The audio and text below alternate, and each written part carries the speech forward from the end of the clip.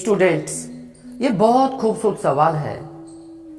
इसमें है किसी विद्युत परिपथ तो जानते हैं ना, सर्किट का व्यवस्था आरेख यानी ड्राइंग बनानी है, ड्रॉ करना है, जिसमें 2 वोल्ट के 3 सेल हैं। पहले तो यहां बता दो 3 सेल हैं कितने के, 2-2 वोल्ट के। और अगर श्रेणी क्रम में जुड़े हैं तो वोल्टेज श्रेणी क्रम में जुड़ जाते हैं।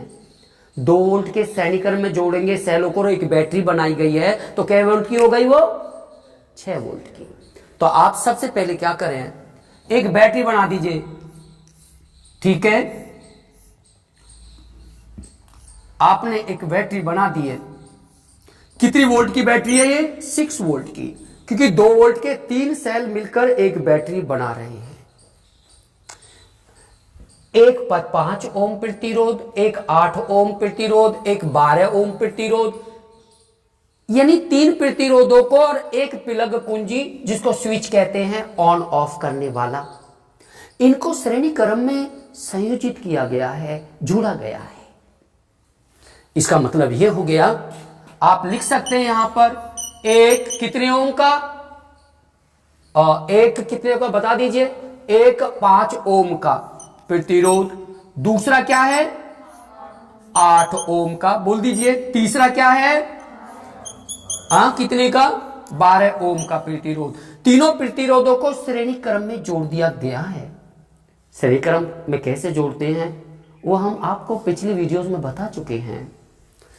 आगे क्या कहता है, एक इसमें प्लग कुंजी भी जोड़ी गई है।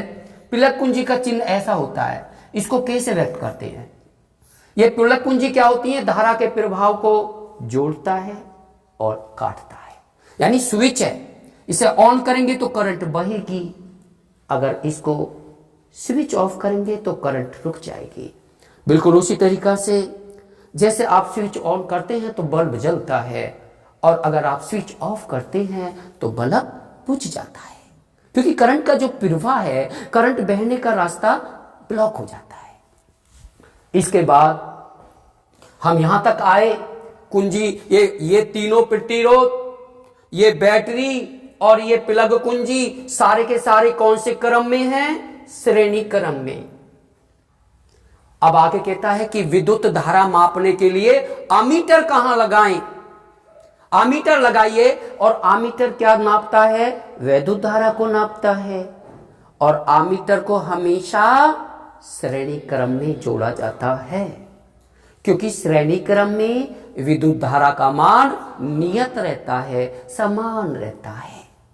तो इसलिए आप अगर चाहते हैं यहां से ये प्लस ये माइनस, यहां से करंट आई, अगर यहां डालना चाहते हैं तो यहां पर एक अमीटर करंट आई, यहां पर अमीटर जोड़ देंगे श्रेणी क्रम में। ओके, इसके बाद क्या कहता है, 12 ओम के प्रतिरोधक के लिए वोल्ट मीटर ज्ञात करिए। हम चाहते हैं जो 12 वोल्ट का ये जो प्रतिरोध है, इसका हम विभवांतर ज्ञात करना चाहते हैं। विभवांतर ज्ञात करने के लिए तो वोल्ट मीटर जोड़ा जाता है।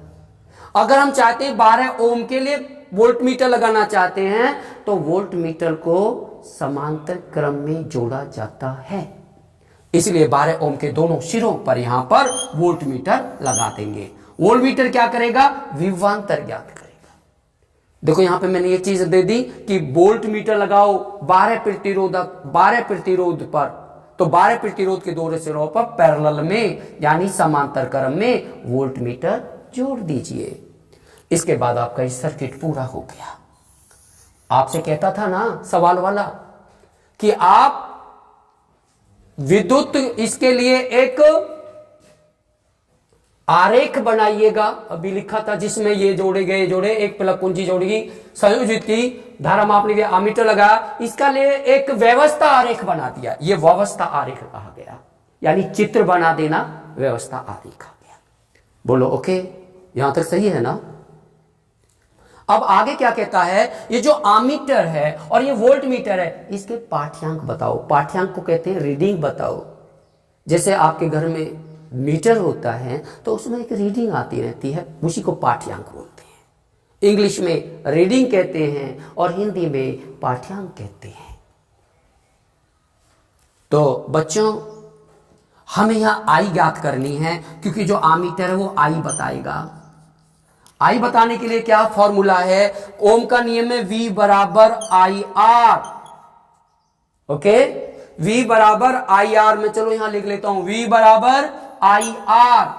आई ज्ञात करने के लिए क्या लिखेंगे, आई बराबर V गुणा के R, इधर चले जाएंगे तो बटे में V बटे R।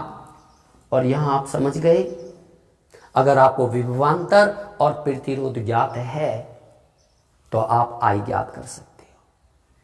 लेकिन ये जो प्रतिरोध है कौन सा होगा, समस्त प्रतिरोधों का समतुल्य प्रतिरोध। तो यहां सवाल आ गया कि हमें पहले R ज्ञात करना है। जब आप I बराबर लिखे V की जगह तो आप 6 वोल्ट लिख सकते हैं, एम आई राइट, क्योंकि 6 वोल्ट का विभवांतर लग रहा है परिपथ में। लेकिन जब R की बात आई तो R ये नहीं ले सकते, खाली ये नहीं ले सकते, ये नहीं ले सकते, हमको सारे प्रतिरोधों का कुल प्रतिरोध लेना पड़ेगा। और कुल प्रतिरोध के लिए आप जानते हैं कि श्रेणी क्रम में, इधर लिख लेता हूं ना, श्रेणी क्रम में प्रतिरोध, कुल प्रतिरोध का सूत्र क्या है, R बराबर R1 जमा R2 जमा R3 हो गया। क्योंकि यहां पर 3 प्रतिरोध हैं तो R1 R2 R3, इसको आप R1 मान लो, इसको आप R2 मान लीजिए और इसको आप R3 मान लीजिए। अब R बराबर R1 कितना है, 5 ओम, बोलिए। R2 कितना है, 8 ओम। R3 कितना है, 12, 8, 20, 5, 25। आपको पता लगा कि 25 ओम कुल प्रतिरोध है, जो कि हम यहां फॉर्मूला में लग देंगे, R की जगह 25। अब आप 6 में 25 का भाग दे दीजिए। भाग देना आपको जानते हो ना, भाग भी बड़ी इंपॉर्टेंट चीज है। 6 में भाग करना है 25 का। 25 में कि 6 में भाग दी तो कोई भाग नहीं जा रही तो ना जाने की 0। यहां पर गलती करते हैं लोग अच्छे अच्छे भाग करने में बच्चे। इसके बाद पॉइंट लगाने के बाद 0 बढ़ा देते हैं।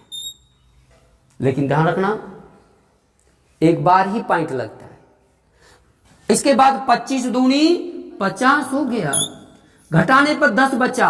अब 25 की भाग 10 में करी तो ना जाने की 0 नहीं रख देंगे, ध्यान रखना, क्योंकि वहां से अभी शेष फल में नहीं लागू होती। जब ऊपर से या 0 नहीं बढ़ाने पर अगर भाग नहीं जाता तब ना जाने की 0 रखते हैं। ये कॉन्सेप्ट के लिए रखना अपने माइंड में।